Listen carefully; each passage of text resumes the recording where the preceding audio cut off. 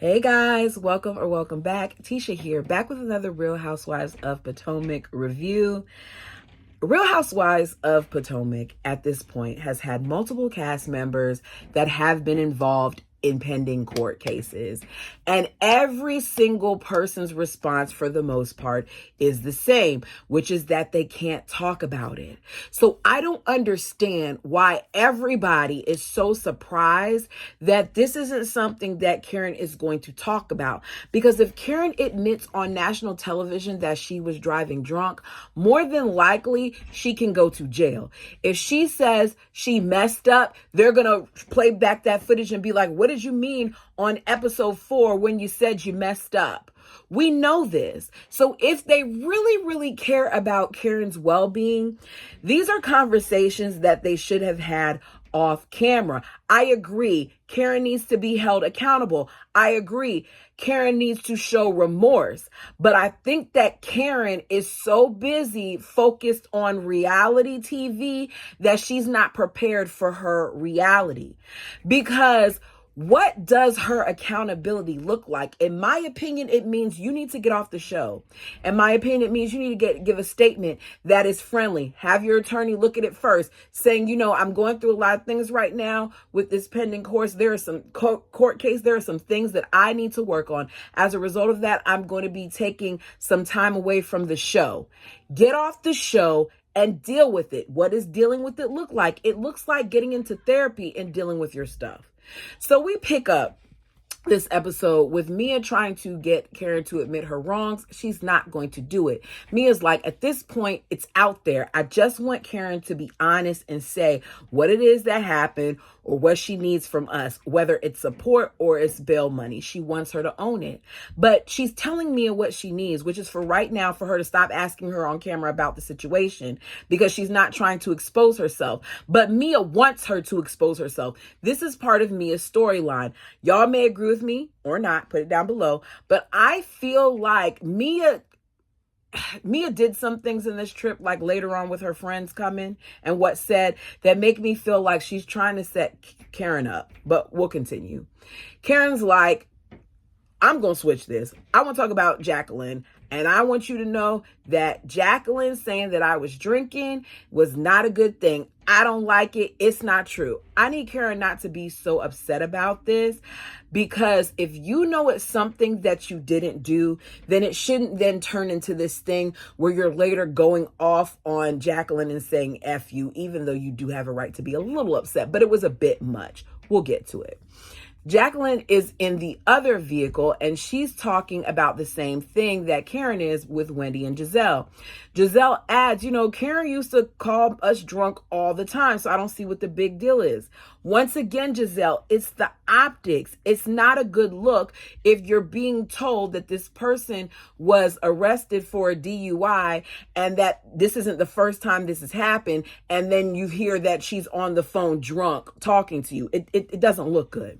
Wendy's like, look, y'all, she's not here to defend herself. Let's not do this. So then Wendy switches the topic to, Giselle and Karen and if they're good. And she's like, I haven't talked to her yet. And she says, but I will, agree to not do it on your birthday. I'll try to do it before that. We've come a long way. I don't foresee it turning into something bad, but I will talk about it. The fact that she's sitting here, Giselle, being concerned about the way that Wendy feels in this moment is surprising to me. It's weird to see. I wonder how long it's going to last. We find out that Jazzy supposedly called Jacqueline Mia's sidekick while on the flight. Wendy is telling this story. We then go to Kierna, Jazzy, and Ashley's vehicle, and they are talking about their relationships. Kierna talks about her and her boyfriend. I don't know how to feel about him yet. They both own businesses. She has her med spa, but her med spa is running very smoothly. He has his own as well. His is for mental health. The way that she's talking, I kind of feel like it's in-home counseling, but I'm not sure, because she's talking about how she's more on the marketing side where she's going to schools and stuff like that and to recruit for the business. So she says that she thought she was like a marketing, type of correspondent or something like that. and she heard, him calling her an employee. Something about that doesn't sit right with me, but I'm trying not to judge that situation too early. I just feel like she's taking on a lot. You have the man who's divorced, who has 3 daughters, who you're not married to, who you're moving in with, who you're now helping with his business, who you're buying a house with. It just seems like a lot to me. I personally don't think I would be taking on so much without a little something right here. Back to Karen and them's car. Karen and Mia call Stacy. She doesn't answer because she's probably driving since she didn't, fly there. Mia takes this time to say that Stacy isn't interesting. Karen says, you can't speak for the rest of the girls. And she's like, everybody is saying the same thing. I want to know who everybody is. And I want to know why Karen is believing Mia, knowing that Mia is a liar, because Mia just fabricates things. It's what she does. She says that, she can't really vibe with Stacy because Stacy is a valley girl. And I just want to say, Mia, there's people who may not vibe with you. After all, you're a mistress and an escort and a gold digger and a cheater. So there are some people who wouldn't want to vibe with that, but I'll leave that there. They then arrive at Lake Norman. Mia is trying to tell us all about how, this is, the area is just real special to her because her and her boo-boo Inc., they lived together in that area when she was 19. She's really going to throw him in our faces at every point that she can in this season, like we care. The place is nice. They have a pool, a lake, the chef, and each member has a concierge that's assigned to them. Wendy reminds us again for the umpteenth time that tomorrow's her birthday. She keeps on doing it. We get it, Wendy. You're turning 40. I just turned 40 in August. Woohoo. Congratulations. Like, let your family celebrate you if your coworkers don't. Karen wants this to be the last celebration since all hers were bad. For the most part, everyone likes their room, because the ladies go and look at it. Oh, let me get back to Karen. Karen got on my nerves with the whole birthday thing because you seem jealous, because everything was like comparison to what was done for her when they did stuff for Wendy, and I didn't like that. Giselle and Karen don't really care for the fact that they'll be sharing a bathroom. Of course, Karen has to make the bigger deal out of it, but Giselle's not even going to be there one of the nights. So what's the big deal, Karen? You're staying there 2 nights. Ashley has a great view as well. Jacqueline, who is a +1, wants the room that Ashley's in. But she's going to be with Mia. And Mia said that the reason why she's with her is because, she's the baby, whatever that means. You see Kierna, Jazzy, and Stacy. Jazzy has her own room, but Kierna and Stacy are going to be in the room with a lot of bunk beds. Mia says she did this kind of as a boot camp. It fell flat. It didn't have the reaction I think she thought she was going to get, which I was glad, because I'm tired of seeing girls argue over rooms. It's the same thing at every franchise. Like, get over it. We then see Mia and the girls head to Wendy's room, which they decorated with a whole bunch of birthday decor and a big 40 in red on her bed. It was nice. They sang happy birthday to her as she walked in her room. The room had a red gift wrap thing on it. Everybody seems excited for her. Giselle is surprised that the celebration started early, and Karen is still being Karen because she's still talking about how, birthday celebrations are trash and how she, this is it. Stacy arrives. Her energy when she arrives is great. Giselle lets everyone know that she'll be leaving tonight because she needs to attend her daughter's cap and gown ceremony. The topic of Jazzy saying that Jacqueline is a sidekick comes up. Jacqueline's like, look, that's what y'all get for trying to eavesdrop, because that's not what I said. Not Jacqueline. Jazzy's like, that's what y'all get for trying to eavesdrop, because that's not what I said. But Jacqueline's like, I'm so offended because the lady said that you said that. I'm the main course. I'm the steak and the lobster. Jazzy's like, I didn't say that. I don't know where, you're getting that from. And I don't know where you're giving that. Like, you're not no main course. And she stands up. She says the hair, the body, the intellect. Jazzy says from the neck up, sure.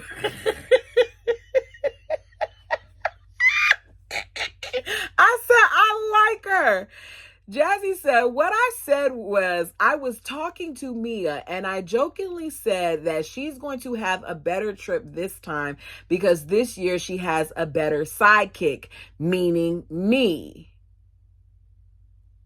I said, really? Okay. You know, it's not that big of a deal. She was cracking a joke, kind of joking her and kind of making fun of the situation.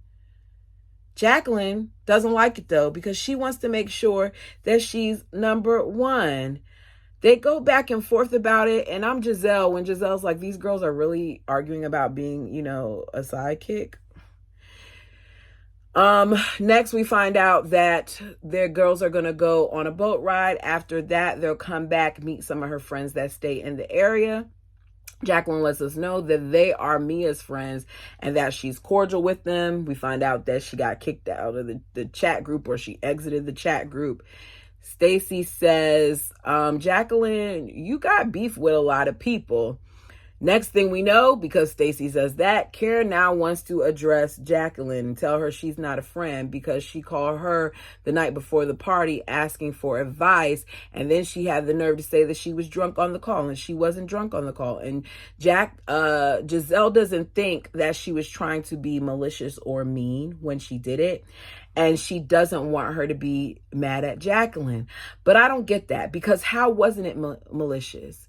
You're at a birthday dinner for someone that has a pending DUI. And out of all the things that you decide to discuss or talk about or present, you allow Mia to push you into mentioning, because that's what it is, in front of this group of women, yeah, she called me and she was drunk. Was she driving at the time, or was she at home on the phone with you? Was she operating a vehicle, or was she at home on the phone with you? She was home. So even if she was drunk, there was no need to mention it. You're being messy. Karen tells her she's a liar and she doesn't F with her. She's like, Karen, you're deflecting. In this moment, I do not think that Karen was deflecting right there. I think that Karen is letting us know about what happened, and she's calling Jacqueline out for stirring the pot, because that's what it did. Then she tells her to shut up. She tells her she's a flipper. Jacqueline starts crying. Karen says, you can cry till the cows come home. I don't give a F. I'm not buying the tears either. It's what a lot of these ladies do in these type of situations, including Mia. Karen then talks about how, you know, she's the grande dame. They have 7 wonders of the world and she's the 8th. Now, Karen, I like you, but you've been crumbling for a long time, boo-boo. It started with the tax troubles, then you moving out of Potomac, then the first DUI, then Blue Eyes situation, and there's been some other things along the way. So don't act like you too can't be humbled. I think Karen doesn't know how to deal with all the losses that she's had. And it's not just the losses of her mom and dad. I think it's also the loss of her status. I think that she associated a lot with Ray and who Ray was, and that money, and even though the show has benefited her greatly, there's things that have affected her. They show Stacy her room and she's excited about the bunk beds and the girls' trip. Good for her. Wouldn't have been a big deal for me either, honestly. I'm not bougie like that. How long are we about to be in this place anyway?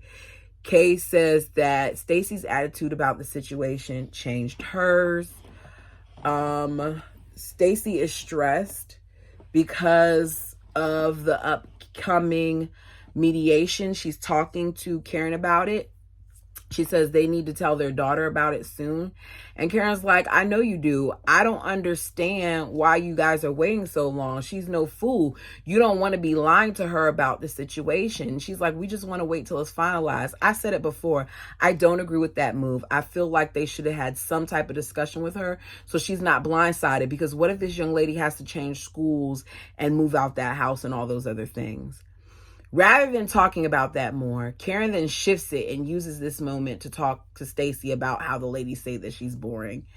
As I said earlier, ladies didn't say it in that particular conversation, Mia is the one who said it.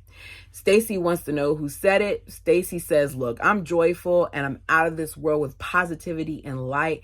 And the other ladies just aren't used to that. I don't think that's the case, but at some point, the ladies should take the time to get to know Stacey rather than just saying she's boring, even if she is boring. I don't know if she's boring though. I think she's all right for now. The lady, well, as far as that, y'all know I'm still side-eyeing her about her not, letting her child know about her brownness, but okay.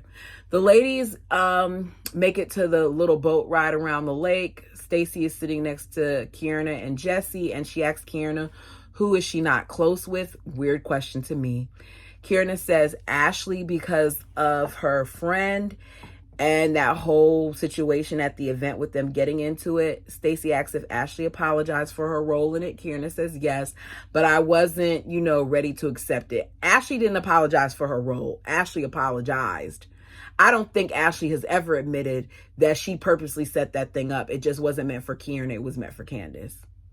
She said that, the girl pressed charges and she has as well. And right now she's waiting on the courts for a date. Ashley is on the other side of the boat, which isn't that much of a boat. It's like where we are right now in this little section here. Ashley brings up the Mother's Day photo with with Ink and Gordon and the kids and her. And Mia's like, yeah, we took that. What am I trying to say here? Oh. Mia's on the other side trying to make Gordon look bad. She says that Gordon is wishy-washy. Sometimes he's okay with Ink and her being around the kids and sometimes he's not. They are like, well, are you still married? She says yes. And the lady's like, okay, this is a lot. Giselle's like, look, I'm not even a kid and this is confusing me. So I can only imagine what it's doing for her kids.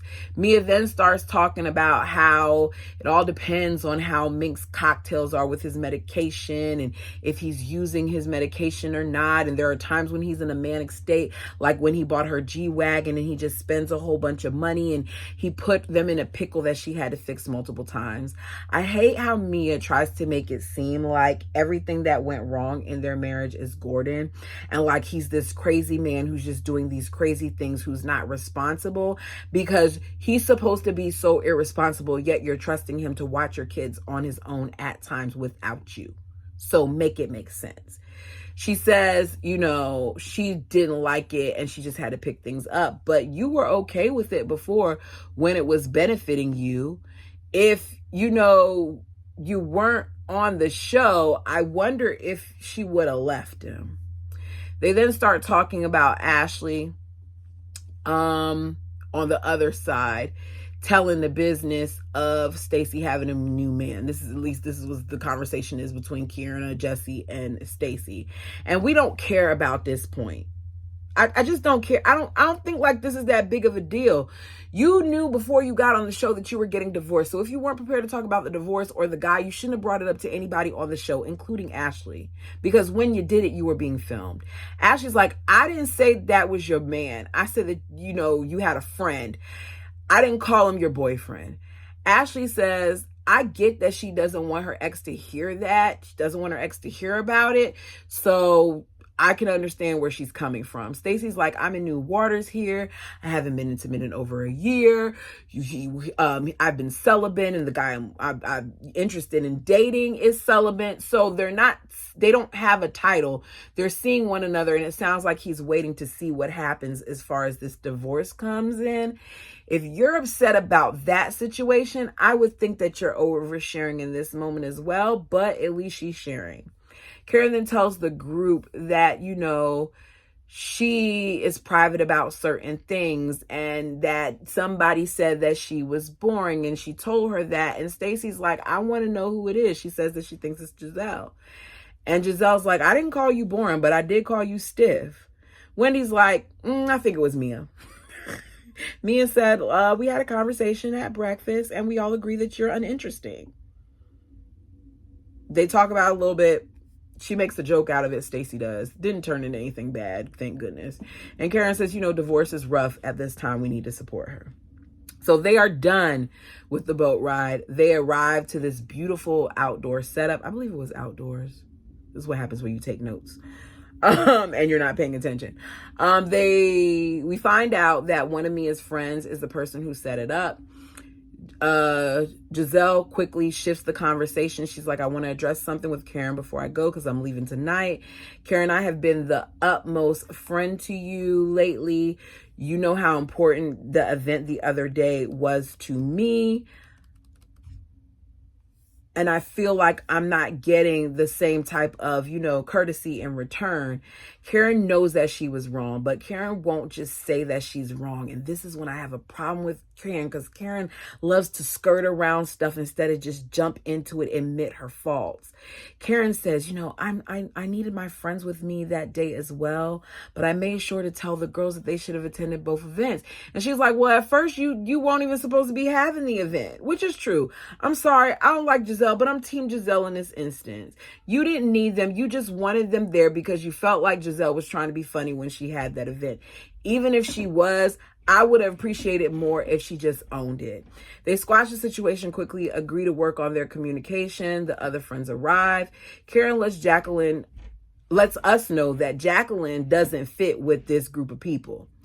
Mia then decides that she wants to do an icebreaker. She wants everybody to go around the table, not to introduce themselves though, to tell a funny story about her. This is not an icebreaker activity. Let's be clear.